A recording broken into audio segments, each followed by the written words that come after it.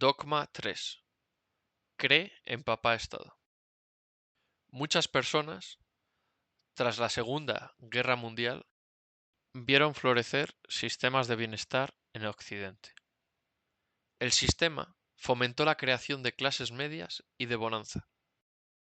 Esto creó un ambiente en el que era probable que con que una persona en la familia trabajase, ya se podía disponer de una vida relativamente acomodada. Es decir, una clase media consolidada. Podemos decir que una clase media normal podía tener en propiedad una casa, uno o varios coches y la capacidad de ocio como ir de vacaciones y o una casa en el pueblo y o en la playa. Esta fue la situación que se empezó a generar en la mayoría de Occidente tras el año 45 y que propició épocas de gran crecimiento de la calidad de vida y del porcentaje de clase media en las siguientes décadas. De este progreso se propagó el entendimiento de que el Estado provee y lo hace por el bienestar del ciudadano, y que aunque a nivel individual o de pequeños grupos existen casos de corrupción, se tomó como dado que a nivel Estado debe funcionar bien, porque todo parece tener lógica e ir bien. Así, se concibió al Estado como un ente con 5 propiedades. Provee ante situaciones de necesidad, hace y es garante del bien común, es efectivo en su misión, es eficiente en la gestión y redistribución de los recursos puestos a su disposición y, en definitiva, es útil para el ciudadano a quien sirve.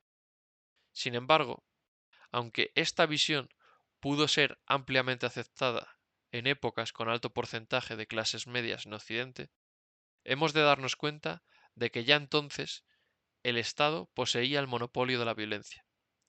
Así, es por eso por lo que existe una Constitución que nos protege frente al Estado en su uso de ese monopolio. Además, debemos pensar que mediante el sistema actual cedemos nuestra soberanía sobre ciertas materias dejando que otros decidan en nuestro nombre. Entre otras cosas, dejamos que se decida cómo se gestiona el patrimonio nacional, así como la forma de legislarse y ordenarse nuestro patrimonio, como nuestras casas o tierras. Además, debemos informar y pagar impuestos sobre ellos, para que después el Estado decida y gestione por nosotros. Eso sería óptimo si suponemos que el Estado, como ente, sabe más que el conocimiento distribuido de todos los ciudadanos, y que es el ente que debe decidir porque él sabe lo que es bueno para nosotros y además asumimos que lo va a gestionar mejor que nosotros como ciudadanos.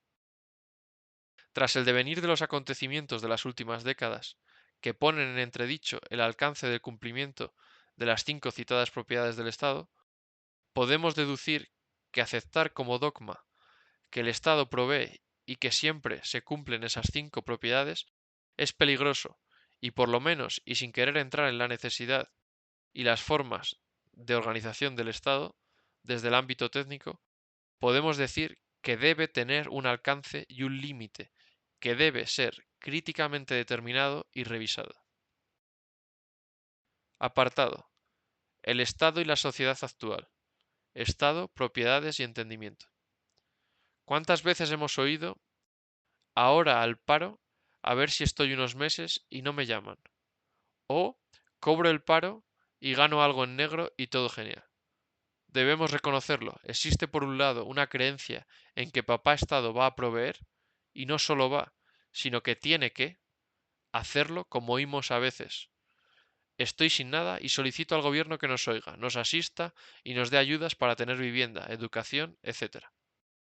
Así, tendemos a pensar que el Estado solucionará todos nuestros problemas, con frases como el Estado debería ayudarnos, seguida de pedimos y solicitamos al Estado que nos asista en cualquier tema social.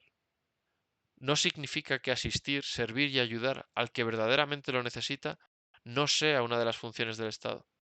Así al menos es como ahora se concibe el Estado en la mayoría de países de Occidente.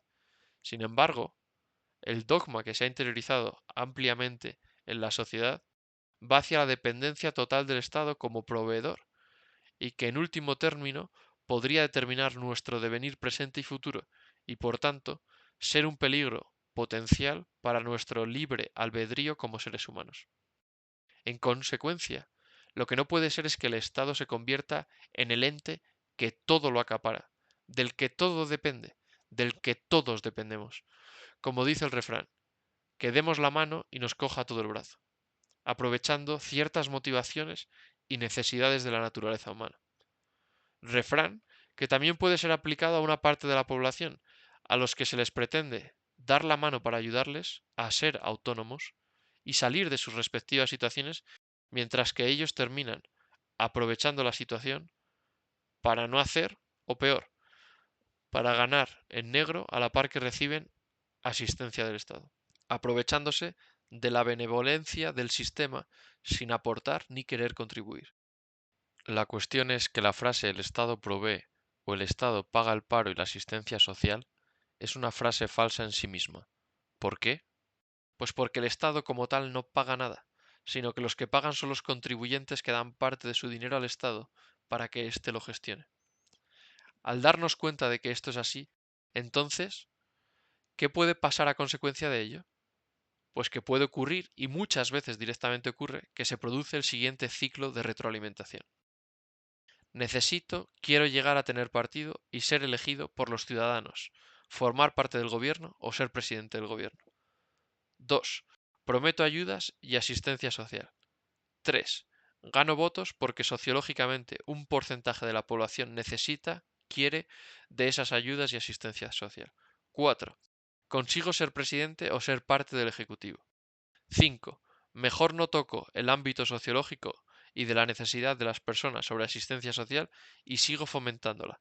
Me convierto en el adalid de la misma, buscando que esa población me vote de forma recurrente, como votantes cautivos. Por lo tanto, para conseguir la reelección, mi motivación tenderá a desarrollar políticas que fomenten la generación de ese tipo de ciudadano, a los que el Estado debe asistir. 6.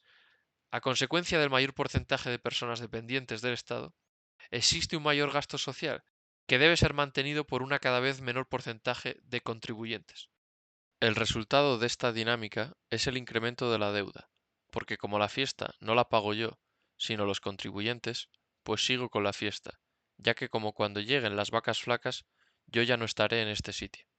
De esta forma, se fomenta la conversión de más población en dependiente, y se hace porque se necesitan sus votos, porque quiero llegar a tener partido y ser elegido por los ciudadanos, formar parte del gobierno o ser presidente del gobierno, iniciándose de nuevo el ciclo O7, saliendo del ciclo demoníaco sin haber atajado los retos existentes, ni haber acometido las políticas, programas, proyectos y medidas necesarias, y dejando una situación peor en términos sociales, mayor dependencia, en términos económicos, mayor deuda, así como en otros ámbitos, sin haber tenido que asumir ninguna responsabilidad por el ejercicio de las funciones realizadas.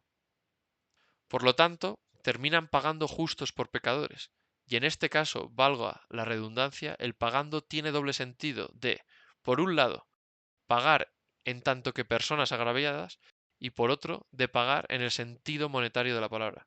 Por lo tanto, el problema es múltiple. 1. El sistema democrático y de derecho actual es en muchos países de Occidente ineficaz, ineficiente y limitadamente útil para los ciudadanos. ¿Por qué? Uno de los motivos son los intereses de organizaciones y personas fuera del gobierno, élites o entidades, como pueden ser la Unión Europea, la Organización de las Naciones Unidas, la Organización Mundial de la Salud o multinacionales con suficiente poder como para condicionar o imponer unas ciertas líneas de acción. En segundo lugar, tenemos que reconocer la falta de interés de mucha parte de la población por los asuntos públicos, en la que se mezcla la poca posibilidad de participación en las decisiones públicas y el desinterés sobre las mismas. Otro de los motivos son las motivaciones de buena parte de las personas que integran los sistemas democráticos actuales. Así, pueden llegar a servir a otros intereses en lugar de a los ciudadanos. La pregunta es, ¿cómo puede alguien no servir a los ciudadanos? Pensemos fríamente por un momento. ¿Qué alicientes tiene una persona por solucionar el desaguisado actual, por la remuneración que se recibe y el mal prestigio que de una u otra forma se conseguiría para trabajar al 120% por los ciudadanos, para que luego venga alguien detrás a hacer lo que quiera y a aprovecharse de sus chiringuitos? Así, en buen número de casos, los gobiernos elegidos en muchos países ven su paso por el gobierno como un trabajo de una o máximo dos legislaturas como un medio para sus fines. Por tanto, no tienen la motivación ni el aliciente para impulsar la mejora de su gestión, sino más bien de conseguir el poder primero, después ejecutar el proyecto encomendado por intereses ocultos a la población y tercero, no tocar los cojones a nadie, para en cuarto lugar tener un buen puesto al salir y una vida tranquila después de la política o función pública. Entonces, ¿por qué permitimos que nos gestionen gente que en ocasiones tienen este patrón de comportamiento y toma de decisiones al estar en un cargo al servicio de los ciudadanos? Podemos resaltar dos causas para tal efecto. Modo de selección de personas candidatas a representantes públicos. Un sistema democrático que permite que cualquier persona pueda ser representante público limita el filtro necesario para que se eviten las situaciones comentadas de desinterés, falta de conocimiento y corrupción. Y es que Platón ya nos decía que los líderes en un gobierno democrático no tienen conocimiento sobre lo que deciden, como nos ilustra en el ejemplo del barco y el capitán, en caso de una tormenta. ¿Quién dejarías que fuera el capitán del barco? ¿Al elegido democráticamente o al que sabe cómo gestionar el barco en ese momento de turbulencia? Así, Platón concluía en una organización social en la que sus integrantes pudieran convivir de acuerdo con un sometimiento al gobierno de los sabios, es decir, un gobierno de los mejores, aristos, entre los cuales se destacaban los sabios como reflejo de la razón y la sabiduría. Modo de elección de los representantes públicos. Un sistema democrático que da el mismo voto al más sabio como al que no tiene conocimiento de causa y, por tanto, no conoce los rudimentos básicos del ordenamiento jurídico, económico y social de un Estado, tiene altas probabilidades de acabar en fracaso. Los griegos, en la democracia ateniense, ya se dieron cuenta de este hecho y decidieron que sólo votarían los ciudadanos o aristoi, que eran personas que habían superado un examen llamado la paideia, que los llevaba a tener conocimiento de causa, que tenían un interés por la cosa pública y por lo tanto negaban el voto a aquellos que no tuvieran ambas dos por su desinterés y falta de conocimiento de los efectos de lo que votaban. Y es que ya nos indicaron los filósofos griegos como Platón y Sócrates cómo acaba una democracia como la que tenemos en muchos países de Occidente, donde la ambición del poder y de los intereses individuales se imponen sobre el bien común. Acaba en el caos de la mentira y de la manipulación, impulsada por ávidos oradores hacia un pueblo que se deja y quiere ser manipulado. Un sistema donde la opinión supera el conocimiento y en la que el pueblo no tiene el conocimiento suficiente para diferenciar los principios y valores que le convienen, le son útiles y buenos.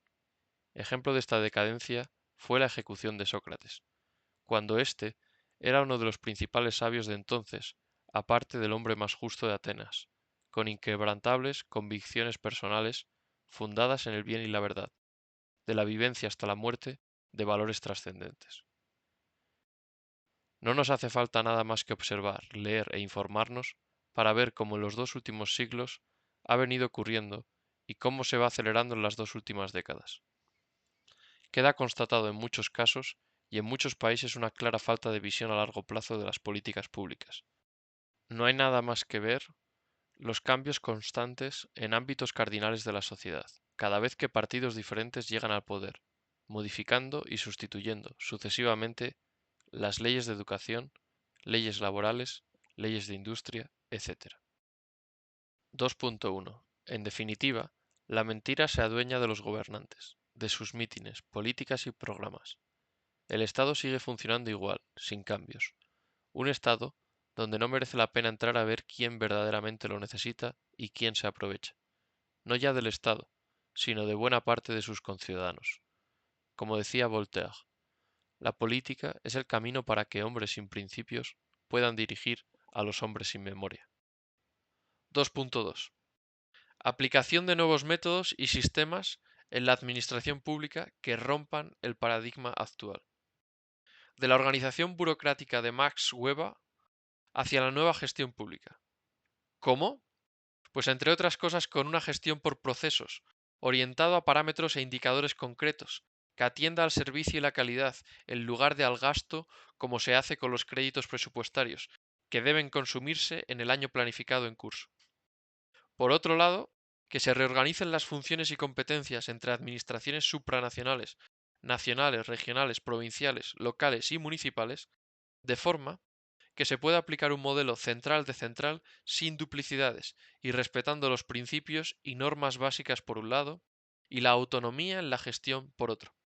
También aplicando técnicas de gestión de datos mediante su interoperabilidad e integración en sistemas que permitan la identificación de, por ejemplo, expedientes sanitarios o educativos en toda España.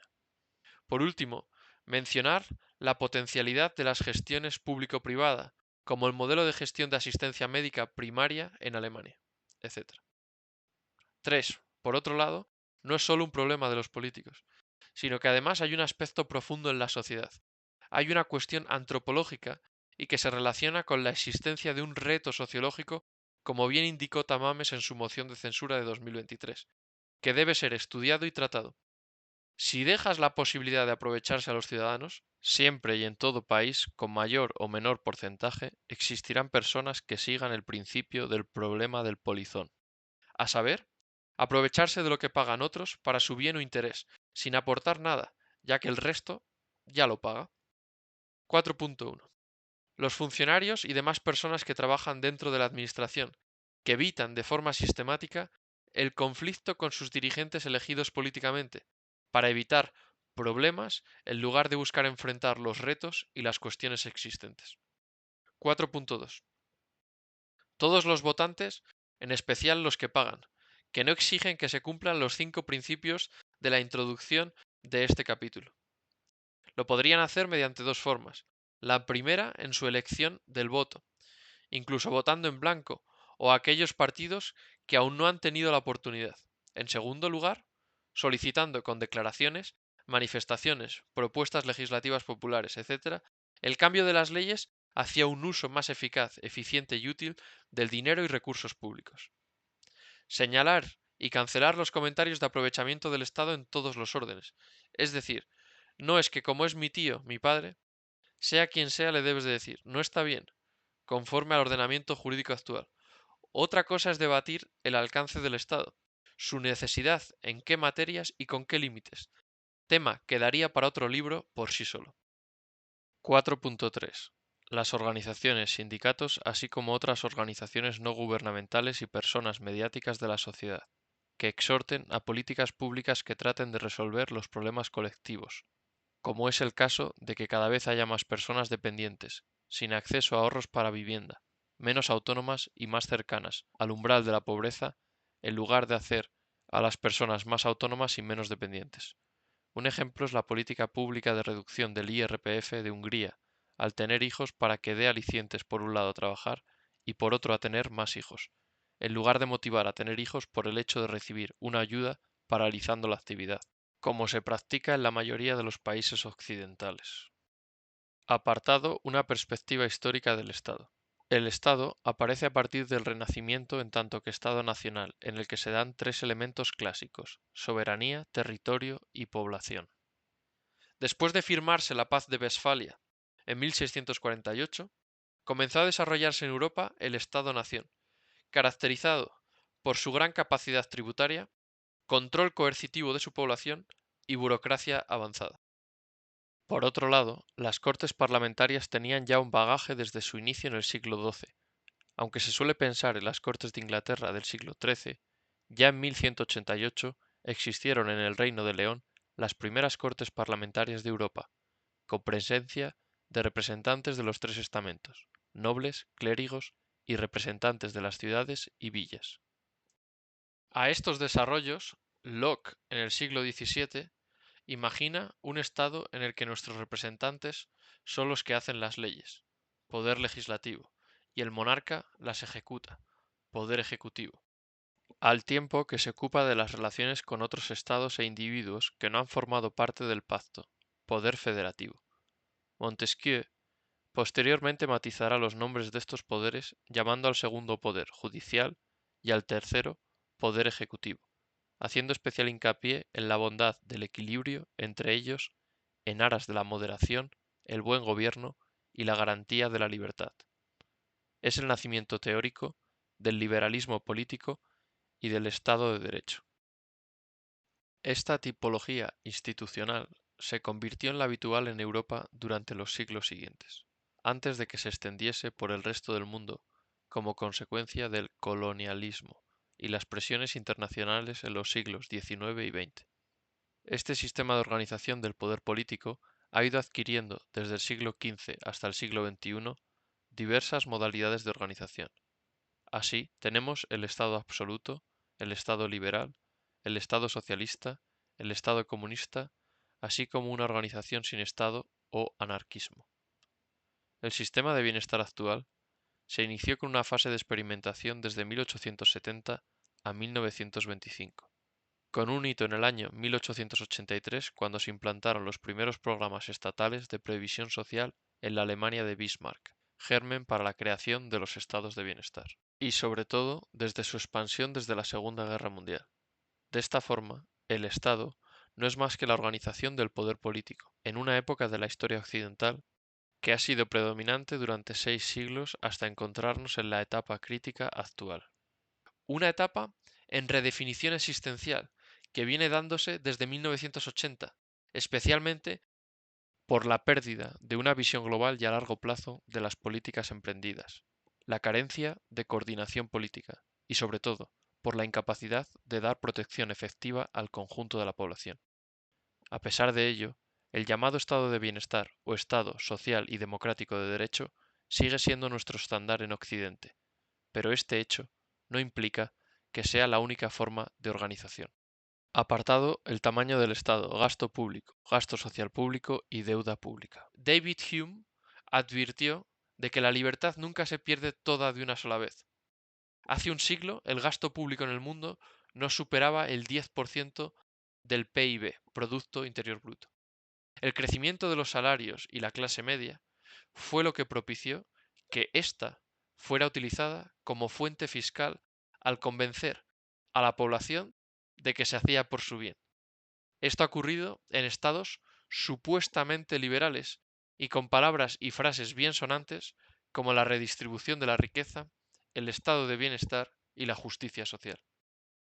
En este contexto, nuestros sistemas de estados democráticos actuales no habrían tenido la popularidad alcanzada si la población fuera consciente de que lo que el Estado le daba se lo había quitado antes a ella misma, y no solo a una minoría de ricos. Análisis sobre los datos en relación al peso del Estado como porcentaje del PIB en la OECD y en España. Un aumento del gasto público constante.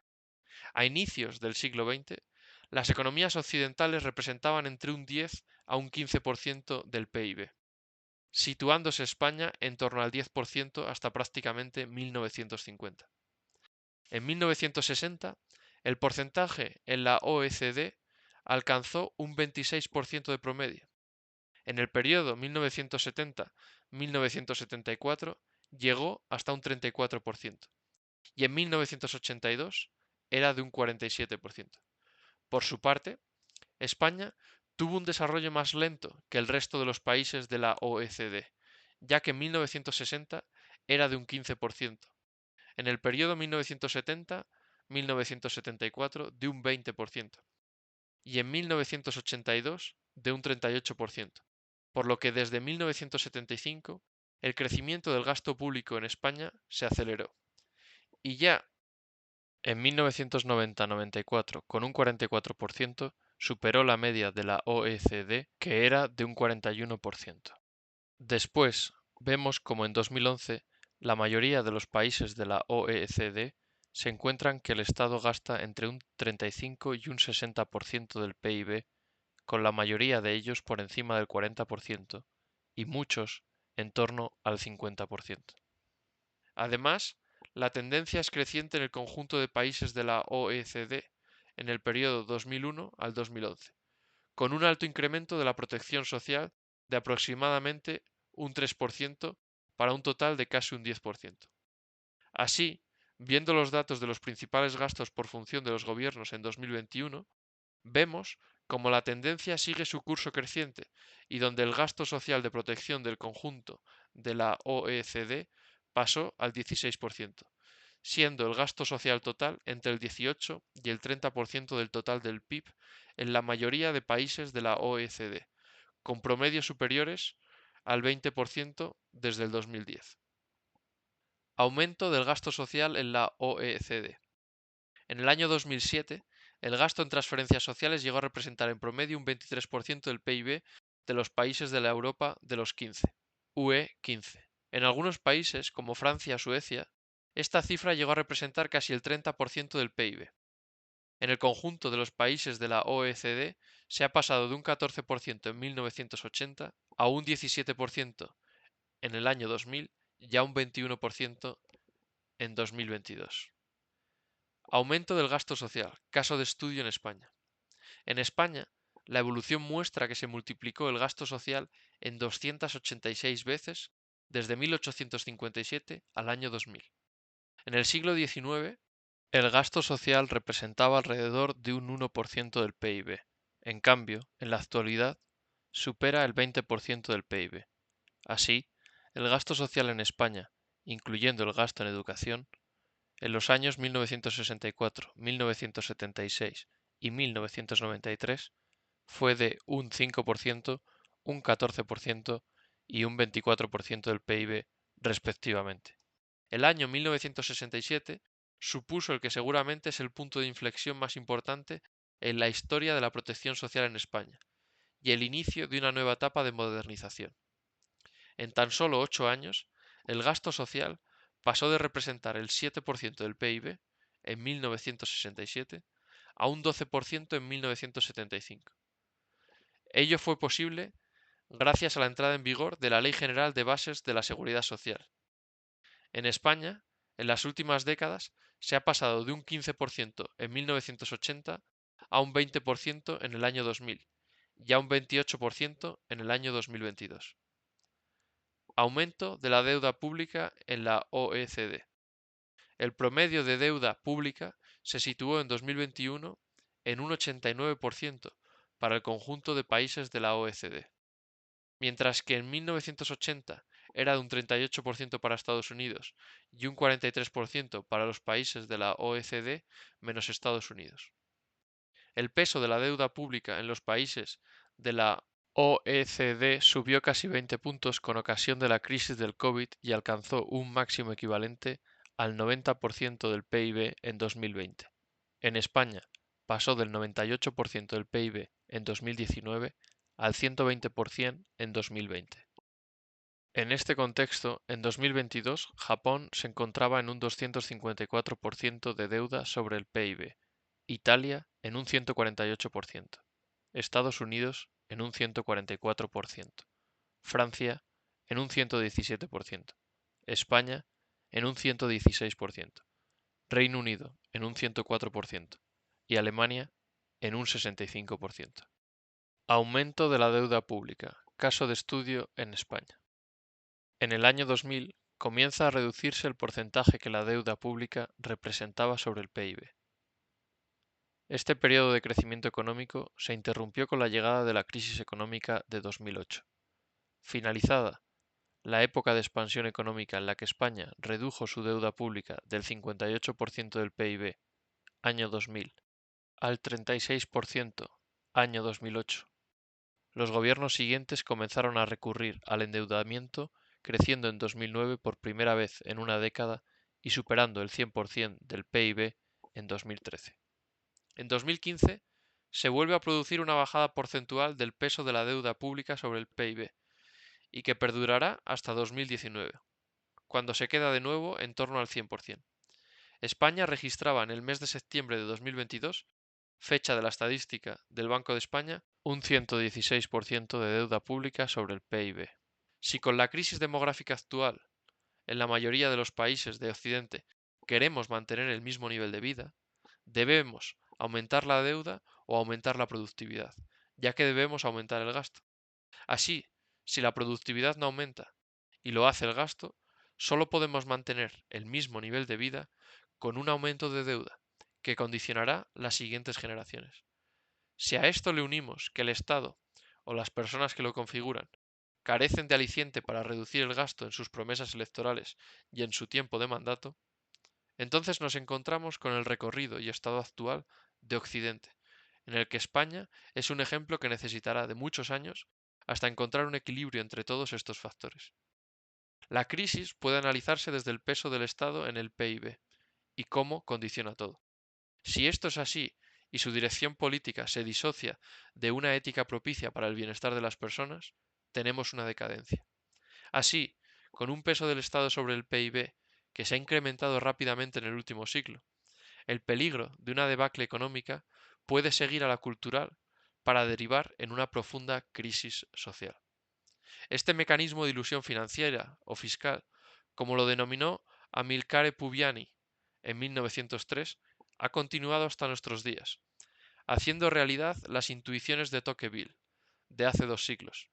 En ellas avanzaba sobre la posibilidad de recortes a la libertad individual y de intrusiones en la vida privada, para tratar de imponer un Estado democrático paternalista que pastorea a sus súbditos, no para que crezcan, sino para que permanezcan siempre obedientes en el rebaño.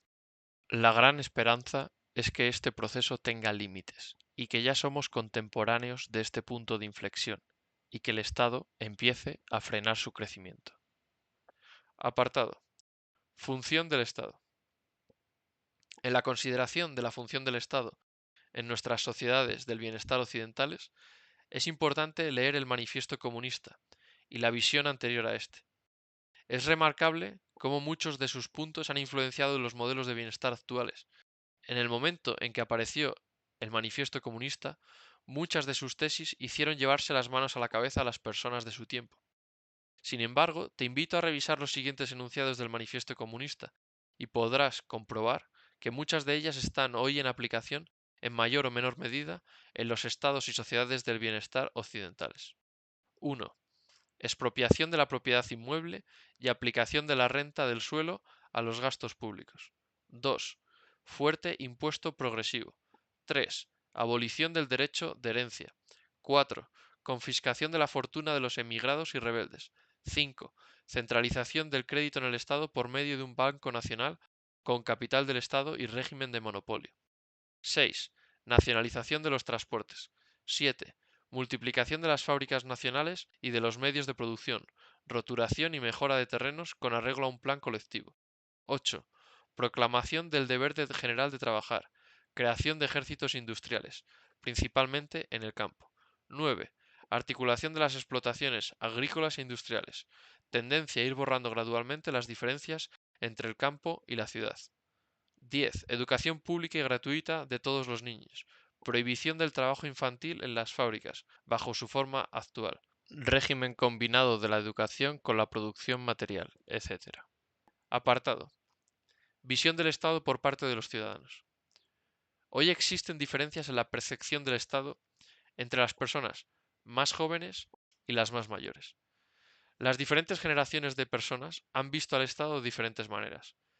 Mientras que la mayoría de la generación de jóvenes actual, digamos entre los 20 y los 40 años, que han vivido en sus carnes un periodo desde el 2008 de sucesivas crisis y de deterioro de la calidad de vida, se encuentran con un sentimiento de desencanto generalizado, por el contrario, la generación de más de 60 años ha vivido un incremento de la prosperidad y un disfrute mucho mayor que la de sus padres y por tanto siguen creyendo en muchos casos en un Estado que resolverá los problemas y retos actuales de alguna manera. Apartado. Gestión del Estado y organización de la sociedad.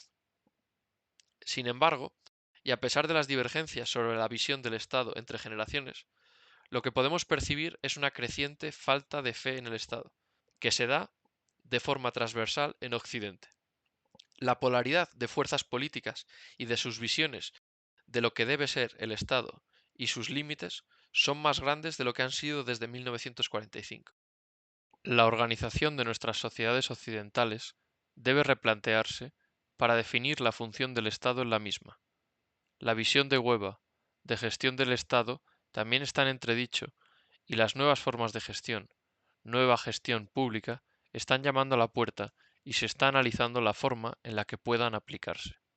Así, el cambio que se percibe, se solicita y debe ser analizado se encuentra en diferentes órdenes, tanto en el alcance del Estado, el aspecto interior en la estructura de la Administración del Estado y sus organismos asociados, como en el ámbito exterior en la participación de organizaciones privadas, no gubernamentales y sin ánimo de lucro, así como de todas las personas que deben tener mayor conocimiento de causa e implicación con la estructura social. Sin embargo, los cambios internos y externos no pueden darse solo desde una de las dos, sino que deben ir de la mano, pues si no su garantía y probabilidad de éxito será muy pequeña. Apartado: una visión del Estado desde la naturaleza humana. El gran cambio de paradigma para lograr estos cambios internos y externos en la organización social de los Estados no puede seguir obviando la naturaleza del ser humano, ni en la administración del Estado, en sus políticos, representantes y funcionarios, ni en cualquier persona de la sociedad. En las unas, porque deben tener unas motivaciones e intereses junto con una preparación acordes a sus funciones en la administración. Las otras, porque deben sentir que su participación, su implicación, ya sea con el voto o de otra forma, realmente sirve para algo y tiene repercusiones sobre sus familias y sobre ellos. Solo a través de este enfoque lograremos que el conocimiento distribuido y la alineación de intereses y acciones se direccione hacia el bien común en la sociedad. Apartado: corrupción. ¿Qué ocurre si obviamos la naturaleza humana en las funciones y organización del Estado? Pues que dejamos la puerta entreabierta para los casos de corrupción, como fuente de importancia, poder, dominio, dinero, etc., para sus perpetradores. Los casos particulares de corrupción son difíciles de evitar. Sin embargo, un carácter sistémico de los mismos denota un sistema que no se autorregula en la predicción, prevención, corrección y tratamiento de los mismos, dejando que se perpetúen. Estos terminan por crear redes clientelares, unidas por intereses y pagos que les satisfacen más de lo que lo hace el sistema económico, legal y social en curso en un Estado. Apartado: personas en el Estado. No podemos juzgar a todos dentro del mismo saco. Debemos luchar contra la estigmatización de las personas que trabajan en el Estado, pues muchas de ellas lo realizan buscando hacer bien su trabajo e incluso el bien de la sociedad, el bien común.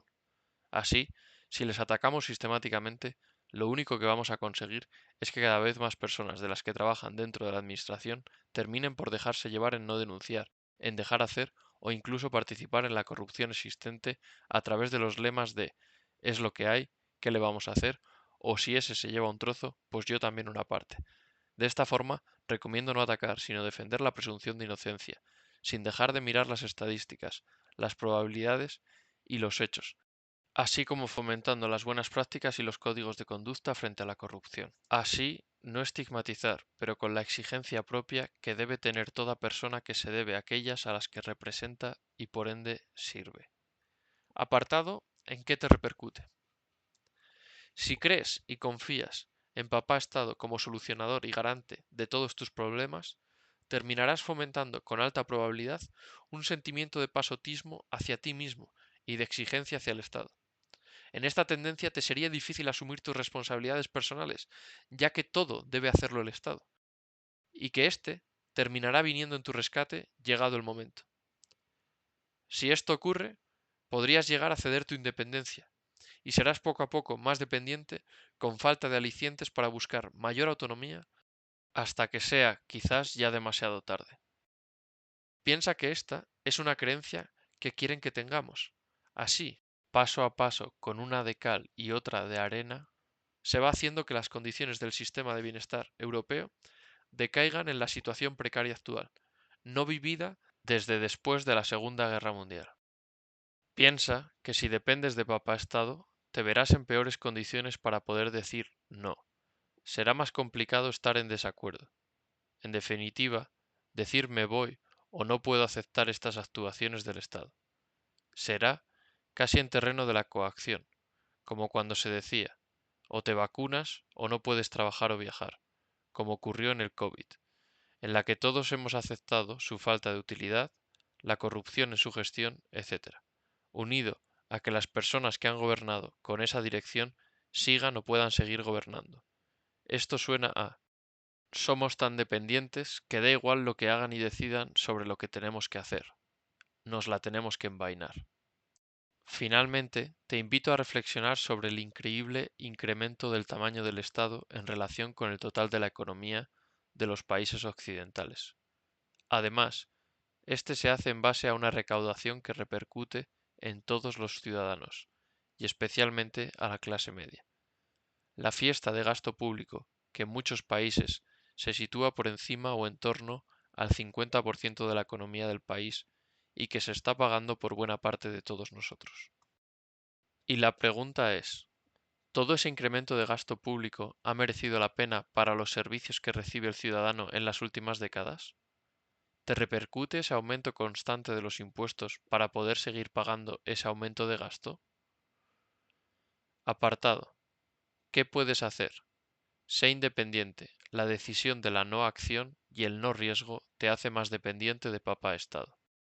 Por eso, con respeto disiente, con tu capacidad, muestra la situación a otras personas, para que igual que tú, abran los ojos.